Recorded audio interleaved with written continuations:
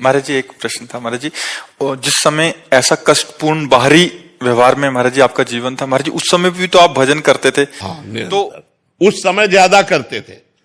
उस समय ज्यादा इसलिए करते थे, अब जैसे सुबह से हम लगे तुम्हें समझाने में, उस समय समझाने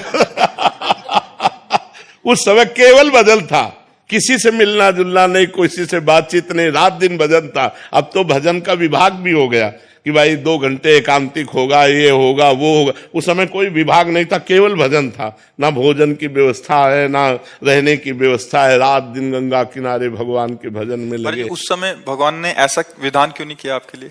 हाँ, भगवान ने उस समय विधान इसलिए नहीं किया कि जब मटकी पक्की हो जाए और फिर पानी डालो तो पानी ठंडा करके पिला देगी, और अगर कच्ची मटकी में पानी डाल दिया तो फैल जाएगी।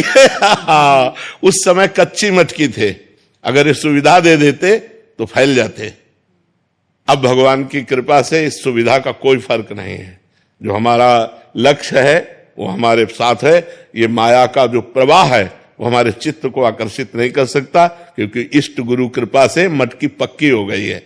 तो भगवान ने ऐसी कृपा की कि बिल्कुल संभाल करके ऐसे लाए, और जब ये दिया तब भोगने लायक नहीं रखा। देखो कितने चतुर खिलाड़ी हैं। जब हम खाने लायक थे, जब हम भोगने लायक थे, तब भोग नहीं दिया, और जब भोग दिया तो भोगने लायक नहीं रखा। वो बड़े खिलाड़ी है, वो बड़े कृपालु है, कैसे जीव को बचाते थे। इसलिए भगवान ने उस समय नहीं दिया कि उस समय मटकी कच्ची थी। अगर विषय रूपी पानी डाल दिया जाता तो फैल सकती थी।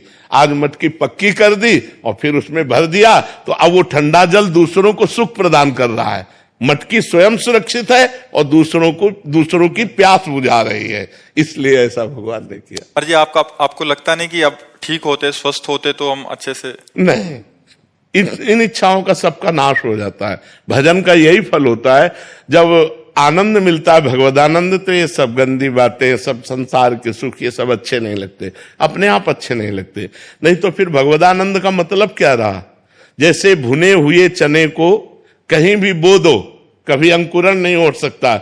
ऐसे ऊसर बरसई तृण नहीं जामा, संत हृदय जिम उपज न कामा। वही संत है जिसके हृदय में कोई कामना न उपज, कि आज हम ये खाएं, आज ये देखें, आज ये भोगने, ये सब इच्छाएं नहीं रह गई। बस निरंतर भगवान जैसे चला रहे हैं, सत्कर्म होता रहे, कोई गलती ना हमसे होने पावे, भगवान का विस्मरण ना हो। बस यही एक कामना है कि कभी भगवान को भूलूं नहीं।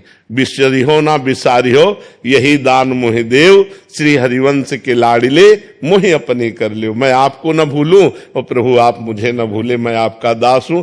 इतनी बात है, और कोई इच्छा नहीं रह गई। महाराज जी जैसे आपने बोला कि कोई गलती ना हो, तो अभी भी थोड़ा भय रहता है? हाँ, भय रहता है, अब भी भय रहता है। ये तो मरने तक रहेगा। एक वैश्या थी, तो एक संत भिक्षा मांग के निकलते थे, तो उसने मनोरंजन में कहा कि बाबा तुम्हारी दाढ़ी पवित्र कि मेरे बकरे की दाढ़ी पवित्र? वो कुछ नहीं बोले। 2 साल बाद जब उस मरण सैया पर लेटे हुए थे, बोले उस वैश्या को बुलाओ। बुलाया, कहा बेटा मेरी दाढ़ी अच्छी। तो बोले बाबा ये बात उस समय क्यों नहीं कही? बोले इसलिए नहीं कही कि कभी कुछ हो सकता है।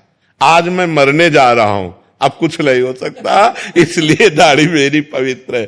तो देखो माया बड़ी बलवान है, बड़े बड़े ब्रह्म ऋषियों को भी आकर्षित कर लेती है। हम तो बहुत छोटे जीव हैं, इसलिए हम भगवान के सहारे हैं। भय यही रहता है कि भगवान को भूल ना जाऊं, कहीं कोई गलती ना हो जाए। ऐसा मेरे जीवन भर भय बना रहेगा। जब तक शरीर रहेगा तब तक ये भय बना रहेगा कि मेरे से कोई गलती ना हो जाए, और भगवान निरंतर भजन चलता रहे, कहीं भगवान को भूल कर माया में न फंस जाऊं। ये डर बना रहता है, ये डर है कि कहीं भगवान को भूल न जाऊं, कहीं माया में ऐसा कोई आकर्षण ना हो जाए जो भगवान का चिंतन छोड़कर माया का चिंतन होने लगे। क्योंकि शिव विरंचिका मोहई, माया कैसी है?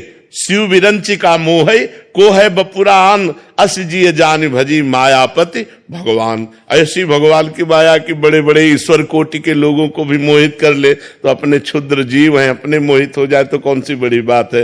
बड़े बड़े ब्रह्म ऋषियों को नचनी नाच नचा दिया। जो माया सब जगह ही नचावा, जासु चरित लख काहू न पावा। तो उस माया के आगे हम ताल ठोक दे, ऐसी बात नहीं। हमको डरना पड़ेगा कि भगवान आपकी कृपा से आपकी माया कभी हमको आकर्षित न करे और हम आपके भजन करते हुए शरीर पूरा हो जाए, ये डर रहता है कि कहीं वृंदावन न छूट जाए। अब कहते वृंदावन कैसे छूट जाए? मान लो ऐसी कोई भयंकर पीड़ा हुई, बोले चलो बंबई ले चलो, यहां तो अस्पताल है नहीं। हे भगवान, कभी हमको धाम न छूटे, नाम न छूटे, कहीं कोई ऐसी परिस्थिति ना, मान लो शरीर में इतना दर्द शुरू हो जाए कि नाम ही छूट जाए, तो नाम न छूटे, धाम न छूटे, कोई गलती न हो, ये बातें बनी रहती मन। यदि आपको गुरुजी के प्रवचन अच्छे लगते हैं तो लाइक करें, सब्सक्राइब करें और कमेंट बॉक्स में राधे राधे जरूर लिखें।